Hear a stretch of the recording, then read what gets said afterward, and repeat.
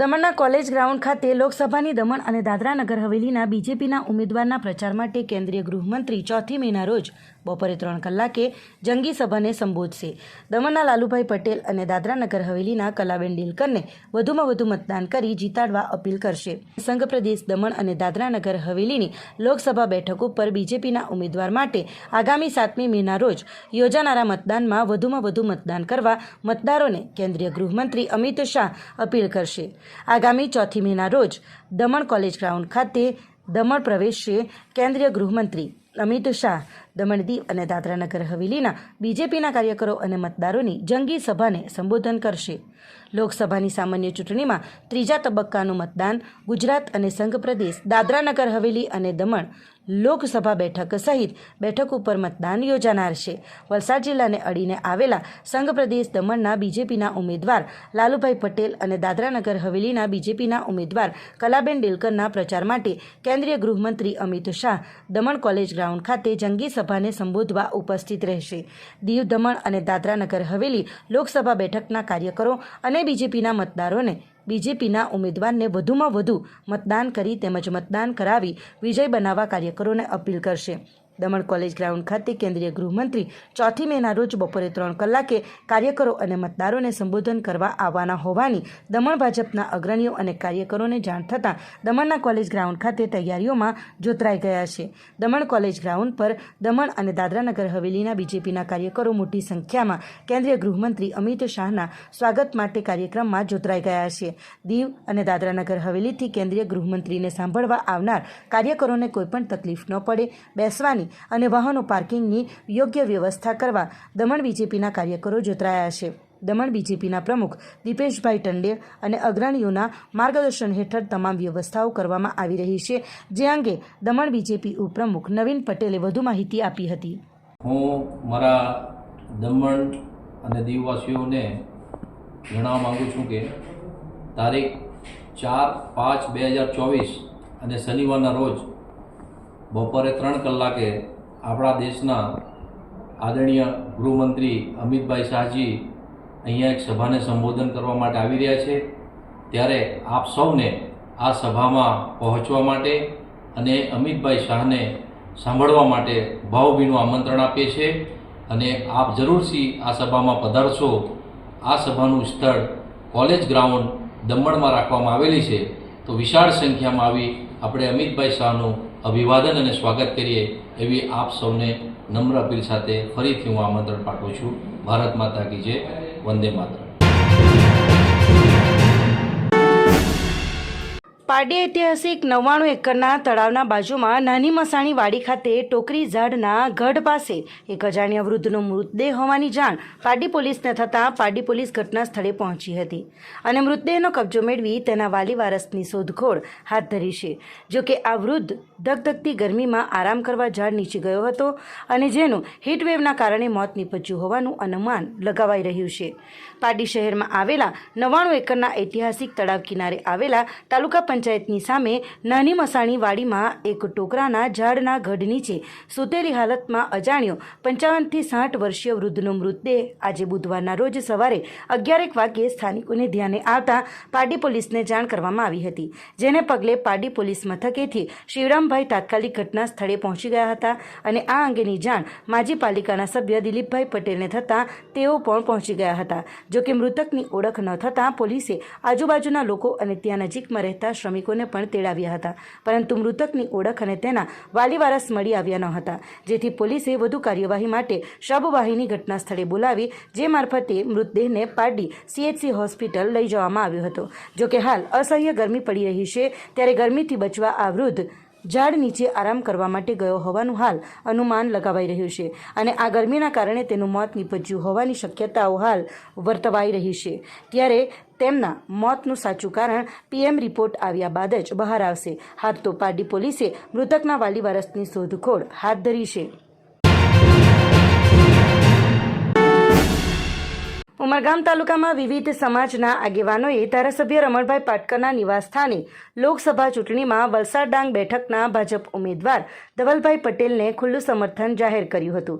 સાથે જ આગામી 5 વર્ષના કાર્યકાળ માટે દેશના પ્રધાનમંત્રી તરીકે નરેન્દ્રભાઈ મોદી ફરી સુકાન સંભાળશે એવો દ્રઢ વિશ્વાસ વ્યક્ત કર્યો હતો. ધારાસભ્ય રમણભાઈ પાટકર 182 વિધાનસભા કન્વીનર કનુભાઈ સોનપાલ સહ કન્વીનર મુકેશભાઈ પટેલ, તાલુકા ભાજપ સંગઠન પ્રમુખ દિલીપભાઈ ભંડારી, જિલ્લા બાંધકામ સમિતિ અધ્યક્ષ ભરતભાઈ જાદવની ઉપસ્થિતિમાં જાંબુ બ્રાહ્મણ સમાજ, ભંડારી સમાજ, માછી અને માંગેલા સમાજ, કોળી પટેલ સમાજ, આહિર સમાજ વગેરે સમાજના આગેવાનોએ ભાજપને ખુલ્લું સમર્થન જાહેર કર્યું હતું. ધારાસભ્ય રમણભાઈ પાટકરે તમામ આગેવાનોને આવકારી વિકાસના મંત્ર સાથે કેન્દ્ર અને રાજ્યમાં ભાજપની સરકાર સમદ્રષ્ટિ રાખી જનસામાન્યની સુખાકારી અને દેશના સર્વાંગી વિકાસ માટે જે કાર્ય કરી રહી છે તેનાથી પ્રભાવિત થઈ ઉમરગામ તાલુકાના વિવિધ સમાજોએ ભાજપને ખુલ્લું સમર્થન જાહેર કર્યું હોવાનું જણાવ્યું હતું.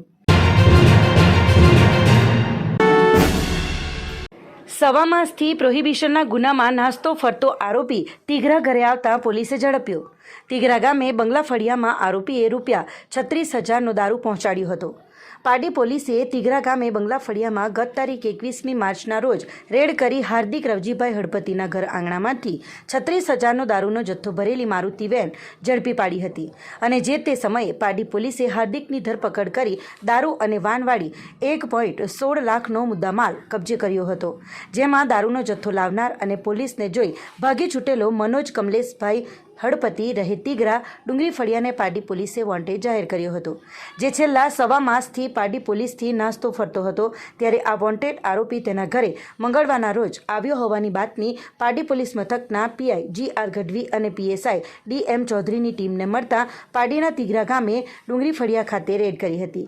મંગળવારની સાંજે 6:01 વાગ્યે તેમને ઝડપી પાડી પાડી પોલીસ મથકે લઈ આવી કાયદેસરની કાર્યવાહી પાડી પોલીસે હાથ ધરી છે. પોલીસ મહાનિરીક્ષક પ્રેમવીરસિંહ સુરત વિભાગના સીધા માર્ગદર્શન હેઠળ વલસાડ જિલ્લા પોલીસ અધિક્ષક ડોક્ટર કરણરાજ વાઘેલાની સૂચના અનુસાર આગામી લોકસભા ચૂંટણીના અનુસંધાને જિલ્લામાં કાયદો અને વ્યવસ્થાની જાળવણી માટે કામગીરી કરવા માટે SOG પોલીસ ઇન્સ્પેક્ટર AU રોઝનાવની સૂચના તેમજ માર્ગદર્શન હેઠળ પોલીસ ઇન્સ્પેક્ટર BH રાઠોડ અને SOG પોલીસ સ્ટાફના માણસો સાથે વાપી વિસ્તારમાં પેટ્રોલિંગ કરી રહ્યા હતા.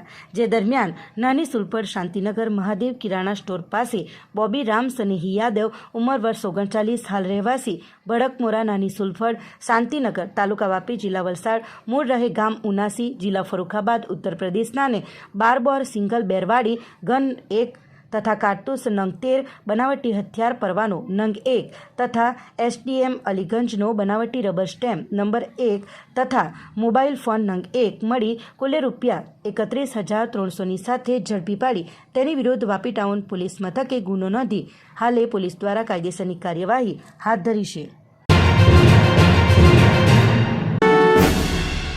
પાડીના પલસાણા ગામે ગત 14મી માર્ચના રોજ લૂંટારુઓએ સાવિત્રીબેન ગુણવંતભાઈ નાયકના ઘરના પાછળના દરવાજાનો નકુચો તોડી ઘરમાં પ્રવેશી સાવિત્રીબેન તથા ઉષાબેન મહેશભાઈ જોશીને બંધક બનાવી લાકડાના ફટકાઓ મારી તેમણે પહેરેલા સોનાના દાગીના કિંમત 2.20 લાખ અને કબાટમાં રાખેલ 50,000 રોકડા તેમજ મોબાઈલ મળીને કુલ 2.78 લાખની લૂંટ કરી ફરાર થઈ ગયા હતા.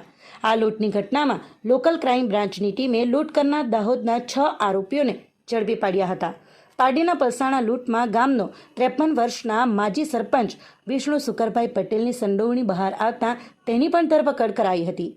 પોલીસ તપાસમાં માજી સરપંચ વિષ્ણુ પટેલે તેમના ગામમાં 2 વૃદ્ધ મહિલા એકલી રહેતી હોય તેમની જમીન વેચાઈ હોવાથી જેના પૈસા હોવાની ટીપ આસવા મોતીલા ફળિયાના બાબુ વજીર પટેલને આપી હતી. જે બાદ બાબુ પટેલ આ ટીપ દાહોદની ગેંગને આપી લૂંટ માટે ગેંગને બોલાવી હતી. આરોપી માજી સરપંચ પોતે તેની અર્ટિગા કારમાં લૂંટારુઓને બેસાડી પલસાણા ગામ લાવ્યો હતો જ્યાં લૂંટને અંજામ અપાવ્યો હતો. આ સાથે આ બાબુ પટેલ વાપીના કરવડ ગામે પણ સરપંચના ઘરે લૂંટ માટે લૂંટારુઓને લઈ ગયો હતો જ્યાં પોલીસને હાથે ઝડપાતા તે નવસારી સબ જેલ ખાતે હતો જેને પારડી પોલીસ ટ્રાન્સફર વોરંટથી લઈ આવી હતી અને ધરપકડ કરી કોર્ટમાં રજૂ કરી રિમાન્ડ મેળવાશે. ધરમપુર તાલુકાના લાકડમાળ ગામેથી 5 બળદ ગાળામાં જાન નીકળી.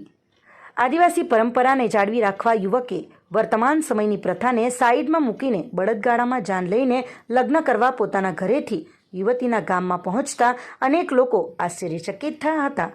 માર્ગમાંથી પસાર થતા અનેક લોકો બળદગાડામાં નીકળેલી જાનને જોઈને થંભી ગયા હતા અને માર્ગમાં ઊભા રહીને મોબાઈલમાં તસવીરો લેતા જોવા મળ્યા હતા. 5 જેટલા બળદગાડામાં નીકળેલા જાનૈયાઓ પણ મોજપૂર્વક લગ્નમાં મહાલતા જોવા મળ્યા હતા. હિરેનભાઈ પટેલ નામના યુવકે આદિવાસી પરંપરાને જાળવી રાખીને લોકો સમક્ષ બળદગાડામાં જાન લઈ જઈને એક અનોખો દાખલો બેસાડ્યો છે.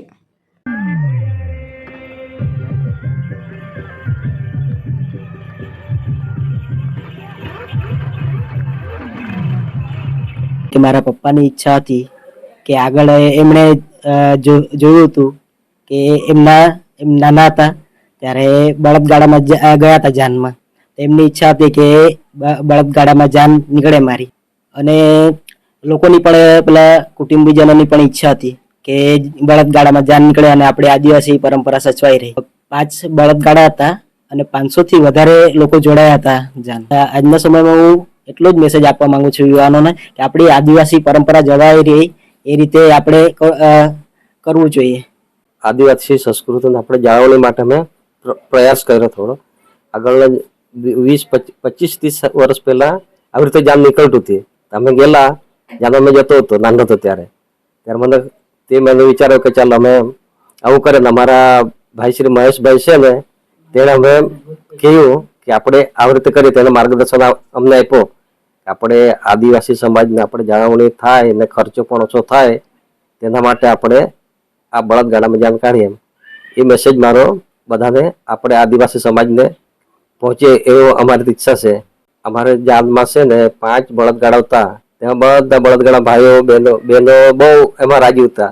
ગીતર ગાતા હતા, આગળની પરંપરાના ગીતર ગાતા હતા ગાડામાં બેસીને. ત્યાં સુધી ગયા અમે ને 500 થી વધારે જાનૈયા અમારી સાથે હતા જાનમાં. અમારે ઘરથી જતામાં અમને 1.5 કલાક જેવો લાગ્યો. બધા ધીરે આગળ બીજે કરીને આ કરીને બધા 1.5 કલાકમાં જેવો અમે ત્યાં પહોંચ્યા. 8 કિલોમીટર જેવો રસ્તો હતો. બળદગાડામાં જ 8 કિલોમીટર ગયા. એટલે બધા આજુબાજુના લોકો બધા બહુ રાજી હતા. વિડીયો સેલ્ફી લેતા હતા, પૂછતા હતા કે કેટલું મસ્ત સરસ આદિવાસી સમાજને આપણે જાળવણી કરી. એટલે પહેલી વાર બહુ ઘણા ટાઈમ પર પહેલી વાર જોઈએ આગળ આદિવાસી સમાજને આપણે આવી રીતે જાન કાઢતા હતા. એમ લોકોને મારા તરફથી મેસેજ છે કે આપણે આદિવાસી સમાજને આપણે જાળવણી થાય ને ઓછા ખર્ચમાં આપણો લગ્ન સમારંભ કે કોઈ પણ પ્રસંગ હોય તે ઓછા ખર્ચામાં થાય એવી મારો તો મેસેજ છે. સરીગામની લક્ષ્મી વિદ્યાપીઠમાં સ્ટાર્સ ઓફ ઓનરનો ભવ્ય કાર્યક્રમ યોજાયો. સરીગામ ખાતે આવેલ શ્રીમતી શાંતાબેન હરિભાઈ ગજેરા ટ્રસ્ટ સંચાલિત લક્ષ્મી વિદ્યાપીઠમાં તારીખ 1 મે 2024ના રોજ સ્ટાર્સ ઓફ ઓનર સન્માનના કાર્યક્રમનું આયોજન કરવામાં આવ્યું. લક્ષ્મી વિદ્યાપીઠમાં આવેલ Lakshmi international school, pre primary school, Lakshmi global school, Lakshmi institute of technology, Lakshmi institute of મેનેજમેન્ટમાં કાર્ય કરનાર આચાર્યો, શિક્ષકો, ક્લાર્ક, માસીઓ, સિક્યુરિટી ગાર્ડ તેમજ સંકુલને લગતા અન્ય તમામ કર્મચારીગણ કે જેઓએ લક્ષ્મી વિદ્યાપીઠ સંકુલમાં 10 વર્ષ કે તેનાથી વધુ વર્ષથી કાર્યરત રહ્યા છે તેમને પુષ્પગુચ્છ અને સન્માનપત્ર આપી સન્માનિત કરવામાં આવ્યા. આ કાર્યક્રમમાં અતિથિ વિશેષ તરીકે પદ્મશ્રી વિજેતા ગફુરભાઈ બિલખિયા અને ટ્રસ્ટી ચુનીભાઈ ગજેરાએ હાજર રહી કાર્યક્રમની શોભા વધારી. માન્ય ટ્રસ્ટી ચુનીભાઈ ગજેરા તરફથી પદ્મશ્રીથી પુરસ્કૃત એવા ગફુરભાઈ બિલખિયાનું એક્સિલન્સ એવોર્ડ આપી સન્માન કરવામાં આવ્યું. ટ્રસ્ટી કુમારી કિંજલબેન ગજેરા તથા લક્ષ્મી વિદ્યાપીઠના ડિરેક્ટર આચાર્યશ્રીઓ તરફથી સન્માન મેળવનાર તમામ કર્મચારીઓને શુભેચ્છાઓ પાઠવી હતી. તેમજ અન્યોને પણ આ જ રીતે ઉમંગ અને ઉત્સાહથી વધુ સમય સંસ્થામાં જોડાઈને કાર્ય કરવા માટે પ્રેર્યા હતા. તમામ કર્મચારીઓમાં ખુશીની લાગણી જોવા મળી હતી.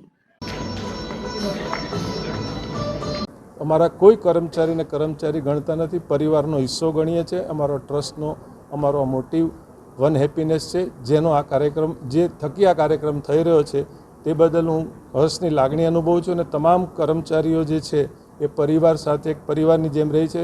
એ તમામ લોકોને હું પરિવાર વતી ખૂબ ખૂબ અભિનંદન પાઠવું છું. તમામ પ્રકારની જવાબદારીઓના કર્મચારીઓ હોય છે. વોચમેનની જવાબદારી નિભાવતો હોય, ગાર્ડનમેન, ડ્રાઈવરની, મેન્ટેનન્સવાળા, ક્લર્ક, એકાઉન્ટન્ટ, અને મેસવાળા, હોસ્ટેલવાળા, લાઇબ્રેરીવાળા અને ટીચિંગનો જે સ્ટાફ છે સ્કૂલ અને કોલેજની અંદર એ ટીચિંગનું કામ કરતા હોય છે. તમામ લોકોનું સન્માન થઈ રહ્યું છે આજે અહીંયા, અને તમામ લોકોને એક પરિવારની ભાવના કેળવાય. આવનારા દિવસોમાં આ સંસ્થાની અંદર જે બાળકો એજ્યુકેશન લેશે એ બાળકોને એક સારું ઉચ્ચતમ શિક્ષણ, આરોગ્ય અને સમજણ અને સારી સાંસ્કૃતિક અને સામાજિક કેળવણી સાથે એ બાળક ઘડાય અને ભારતનું ભવિષ્ય બનાવી શકે એવો અમારો પ્રયાસ છે. 400થી વધારે કર્મચારીઓ છે અને લગભગ 3600થી વધારે બાળકો અહીંયા અભ્યાસ કરી રહ્યા છે. અને અમારા ટ્રસ્ટમાં અમરેલી મારા વતનથી લઈને સરીગામ સુધી સ્કૂલ અને કોલેજની અંદર 50,000થી વધારે દીકરા દીકરીઓ નો ડિપોઝિટ નો ડોનેશનમાં ભણે છે. સ્કૂલ કોલેજ સાથે સાથે અમે મેડિકલ હોસ્પિટલ, મેડિકલ કોલેજ પણ અમે ચલાવીએ છીએ, અને એક વાત્સલ્યધામ સુરત કામરેજ ખાતે છે જે અનાથ બાળકો 835 એ પણ 18 વર્ષથી ચાલે છે, અને હજારો દીકરા દીકરીઓ ત્યાંથી ભણીને એનું પોતાનું જીવન સારી રીતે જીવી રહ્યા છે.